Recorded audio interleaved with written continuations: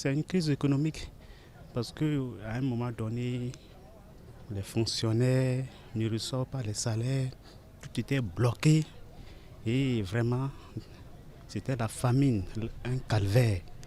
Donc ça fait que vraiment toutes les corps, que ce soit les enseignants, policiers et autres, étaient confrontés à d'énormes difficultés, que ce soit des difficultés financières, sécuritaires, tout.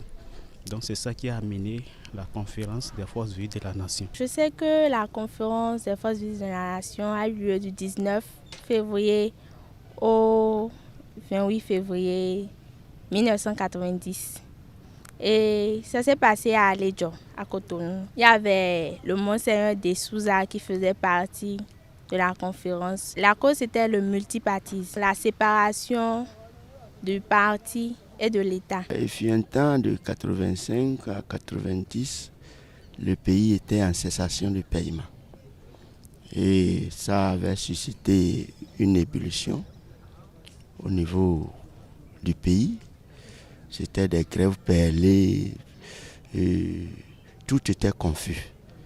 C'est de là que l'État, le président d'alors, a eu la proposition de certains de ses collaborateurs d'organiser une conférence pour inviter tout le monde, pour les associer à la gestion, comment pouvoir redresser la pente. La conférence des forces vives de la nation, c'est cette conférence qui est intervenue après la crise économique qu'a connue le Bénin et qui a atteint son summum en 1986. Et donc le président d'alors, le général Mathieu Kérékou, avec son comité exécutif, a donc décidé d'organiser cette conférence pour pouvoir remettre le Bénin sur le droit chemin.